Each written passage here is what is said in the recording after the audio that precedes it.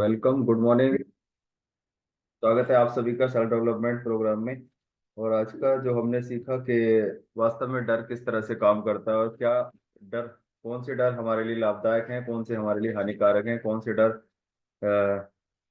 हमें सफलता की तरफ लेकर के जा सकते हैं, कौन से डरों से हम बच करके अपने जीवन को और साकार कर सकते हैं। और कुछ फालतू के डर भी हमने अभी सुने हैं ना।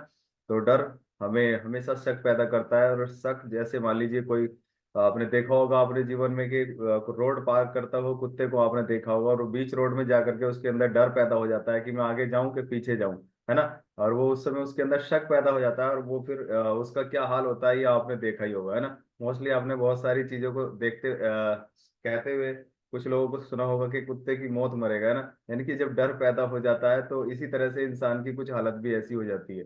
यानी कि वो जो काम कर सकता है उन कामों को भी वो आसानी से क्या मतलब वो फिर उसके बारे में सोचना भी बंद कर देता है केवल और केवल डर की वजह से। और जैसे अभी हम देख रहे थे कि जैसे मान लीजिए खुद इन चीजों को भगाने के लिए जिन चीजों को हम चाहते हैं अपने जीवन में, मान लीजिए सफलता के, या उस चीज को जैसे खुद को हमेशा ऐसे देखें जैसे हम उस समुद्र के में वैसे ही तैर रहे हैं, कामयाबी के समुद्र में हम तैर रहे हैं, शांति भरे वातावरण में हम तैर रहे हैं। हमेशा अपने हाथों को वैसे अपने आप को विजुलाइज कीजिएगा कि किस तरह से हम अपने जीवन में उन चीजों से हम मतलब दूर हट रहे हैं जो हमारे जीवन को खराब करने में या हमें पीछे लेकर के जाने में हमारी डे बाय डे हमारी मदद करती हैं। तो हमेशा उन चीजों से बाहर रह करके ऐसे अपने आप को विजुलाइज कीजिएगा कि हाँ मैं इन चीजों से अब दूर हो रहा हूँ और इन चीजों का मेरे जीवन से कोई खास लेना देना नहीं है। क्योंकि जिससे डर लगता है, ऐसा महसूस होता है कि उसे काम को मतलब हमेशा विजुलाइज करें, या ऐसा लगता है कि मैं इस काम को नहीं कर पाऊंगा ना, जिस चीज से डर लगता है। और हमेशा अगर इसके अपोजिट सोचना शुरू करें कि हाँ अगर जिस चीज से डर लग रहा है मैं सोचूं कि इस काम को मैं आसानी से कर सकता हूँ, तो वैसा ही होना तय होता है। और जैसे मान लीजिए बहुत सारे ऐसे डर होते हैं। जैसे मैं अपने बारे में बताऊं, जब फर्स्ट टाइम मैं हरिद्वार गया था तो जैसे लक्ष्मण झूला पे लोग कहते थे कि हाँ वो हिलता है और ऐसे कैसे करके हिलता है। तो मेरे मन में भी इस तरह की छवि थी कि हाँ वास्तव में हिलता है तो उस पर लोग कैसे जाते होंगे और तू कैसे जा पाएगा। और जब मैं फर्स्ट टाइम वहां गया तो मैंने वहां देखा कि लोग जा रहे हैं तो तू भी जा सकता है। तो मैंने उसको जब फर्स्ट टाइम फर्स्ट स्टेप मैंने उस पे रखा तो मुझे लगा कि वास्तव में तो बहुत आसान है और बहुत आनंदित लगा। यानी कि मैं पहले से ही ऐसी विजुलाइज बना रहा था, ऐसे विजुलाइज कर रहा था कि मैं उस पर नहीं जा सकता। तो सो दैट जिस काम को हम करना स्टार्ट कर देते हैं तो डर ऑटोमेटिकली वहां से निकल करके भाग जाता है और हम उस काम को आसानी से फिर कर पाते हैं और देख पाते हैं यस ये तो बहुत इजी था, इसको तो मैंने बहुत आसानी से कर लिया है कि नहीं। तो वैसे ही डर भी दो प्रकार के होते हैं, जैसे अभी बता रहे थे कि सामान्य और असामान्य, है ना। कुछ डर हमारे लिए लाभकारी, मान लीजिए सामान्य डर है वो हमारे लिए बहुत ज्यादा लाभकारी है। जैसे नवजात बच्चा यानी छोटा बच्चा किसी काम को करने से डरता है। सपोज दैट हम भी कहीं रोड पार कर रहे हैं या हम कोई किसी ट्रैफिक में हैं तो किसी चीज से, गाड़ी से, कार से या किसी चीज से हम बचते हैं, तो वो हमारे लिए सामान्य डर है, यानी कि वो सही है अगर हम उनसे बच पाते हैं तो। और कुछ असामान्य डर ऐसे होते हैं जिन चीजों का कोई खास लेना देना नहीं होता, हम उनसे कहते हैं कि खामखा मतलब बिना बात के हम उनसे डरते रहते हैं। बहुत सारे ऐसे काम है और उन कामों को करते हुए हम डरते रहते हैं, यस मैं नहीं कर सकता। अगर हम करेंगे तो वो एक दिन हो जाएगा। क्योंकि असामान्य डर फालतू के डर होते हैं। जैसे मान लीजिए हवाई जहाज में बैठे हैं या हम किसी कार में बैठे हैं, बैठे बैठे सोचें अरे इसका एक्सीडेंट हो गया तो, हवाई जहाज उड़ते उड़ते नीचे गिर गया तो, है ना। ये असामान्य डर होते हैं, मतलब इनका कोई खास लेना देना नहीं होता। और इन चीजों को हम अपने जीवन में लेकर के जब आते हैं तो कभी कभी वैसा होना भी तय होता है।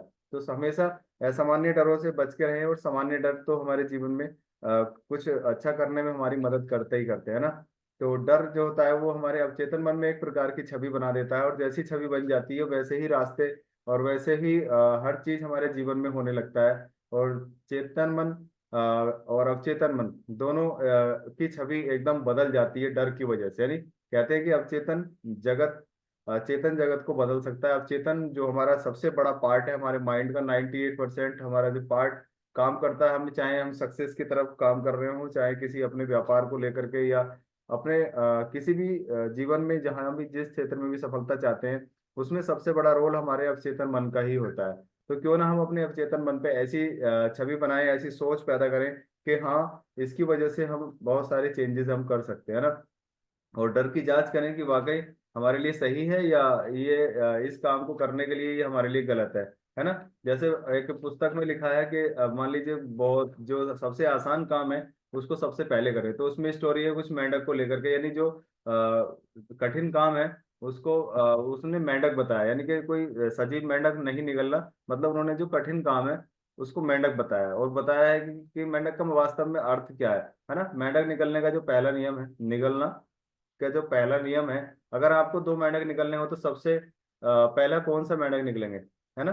तो सबसे पहले सबसे खूबसूरत मेंढक निकले, यानी कि जो सबसे कठिन काम है उसको सबसे पहले करें, सबसे पहले करने का उस काम को निर्णय ले, और उस काम को आसानी से कर पाएंगे। यानी अगर आपको दो महत्वपूर्ण काम करने हो तो सबसे पहले सबसे मुश्किल जिस काम से हमें डर लग रहा है उस काम को सबसे पहले करना स्टार्ट करें, और वो फिर सबसे पहले हो जाएगा। यानी खुद पर इतना अनुशासित कर ले कि आप फौरन काम शुरू कर दें, और फिर किसी दूसरी चीज से हाथ डालने की बजाय उसी काम में जब तक जुटे रहें जब तक वो काम ना हो जाए। यानी जो कठिन काम था उसे पहले स्टार्ट करेंगे और जब तक उसे करते रहें जब तक वो हो ना जाए। और मेंढक निकलने का दूसरा नियम भी बताया उन्होंने, बहुत सारे नियम ऐसे बताए उस पुस्तक में कि वास्तव में अगर दो जिंदा मेंढक निकलना हो तो बैठकर उसे देखते रहने से, उसे ताकते रहने से कोई फायदा नहीं होने वाला। यानी जब तक उस डर को अपने अंदर से भगाना नहीं चाहेंगे, यानी उस काम को जब तक, जिस काम से हमें डर लग रहा है जब तक उसको करना स्टार्ट नहीं करेंगे तब तक बैठकर सोचने से तब तक वो काम हो पाएगा क्या, नहीं ना। जब तक उसे करना स्टार्ट नहीं करेंगे तब तक वो काम नहीं हो पाएगा। सो दैट सबसे मुश्किल काम सबसे पहले, और डर को भगाने का सबसे आसान तरीका यही है ना। तो इस तरह से हम अपने जीवन से डर को भगा सकते हैं, और इसके लिए हम एक शॉर्ट वीडियो भी हम देखेंगे, और अपने मस्तिष्क को हमेशा जैसी छवि हम देते हैं, जैसी भावनाएं, जैसी चिंता हम देते हैं, और वैसे ही हमारे जीवन में चीजें आती हैं। क्योंकि चिंता जो होती है वो ओवर थिंकिंग को जन्म देती है, और चिंतन हमेशा क्रिएटिविटी को जन्म देता है। तो डर भगाने के लिए हमेशा हमें चिंतन करना चाहिए, चिंता नहीं करनी चाहिए। और चिंता हमें रोक देती है, और चिंतन हमें कुछ करने के लिए प्रेरित करता है। और जब हम कुछ सोचते हैं उसके बारे में तो बहुत सारी चीजें हमारे जीवन में ऑटोमेटिकली ऐसा होने लगती हैं कि वास्तव में इनको तो मैं पहले से भी कर सकता था, बस ये था कि हमने उस चीज को सोचना शुरू नहीं किया। और जब हम उस पर सोचना शुरू कर देते हैं, काम करना शुरू कर देते हैं, तो हम उन फालतू की चीजों से, यानी जो फालतू के डर हमारे जीवन में लगे रहते हैं काम को ना करने के, जिन कामों के हम मास्टर्स हैं, यानी जिन कामों को हम आसानी से कर सकते हैं, और उन असामान्य डरों की वजह से हम उन कामों को नहीं कर पाते हैं। तो हमेशा चिंतन करना चाहिए, क्योंकि चिंतन ही हमें ऐसी एक्टिविटी की तरफ, क्रिएटिविटी यानी कुछ नया करने की तरफ हमें लेकर के जाता है। उस समय अगर कुछ ऐसा डर महसूस हो रहा है तो कुछ ऐसी मूवी देखिएगा, कुछ ऐसे मतलब जोक्स वगैरह जो आपको सुनने पसंद हो वो कीजिएगा, कुछ ऑडियो वगैरह आपको देखना सुनना पसंद है तो वो देखिएगा, कोई मूवी देखनी है वो देखिएगा। मतलब उस समय अपने आप को जिस चीज में आप इंटरेस्ट रखते हैं उसमें अपने आप को इन्वॉल्व रखिएगा, जिससे उस डर से आप निकल सको, और माइंड एकदम थोड़ी देर बाद अपने आप को रिफ्रेश फील करे और फिर बोले यस अब मैं करता हूँ। जैसे आपने ऑफिस वगैरह में लोगों को देखा होगा, बोले भी बहुत टेंशन हो रही है, एक चाय पी करके आते हैं, चाय लेकर के आओ, है ना। देखा है क्यों, वो फिर दोबारा से अपने आप को रिफ्रेश करना चाहते हैं। जैसे हमारा मोबाइल फोन है वो कोई प्रॉब्लम करता है तो हम उसको रिस्टार्ट कर देते हैं, बोले इसको एक काम करो, किसी को नहीं भी बताया ना वो फिर भी उसको रीस्टार्ट कर देता है, और बहुत सारी जो प्रॉब्लम्स है वो उसमें सॉल्व हो जाती हैं। तो वैसे ही हमें भी अपने आप को रिफ्रेश करने के लिए कहीं ऐसी जगह उस समय एंगेज करना चाहिए, ऐसी जगह कनेक्ट करना चाहिए जहां हम अपने आप को रिफ्रेश कर पाए, और हमेशा चिंतन करना चाहिए और चिंता नहीं करनी चाहिए ना।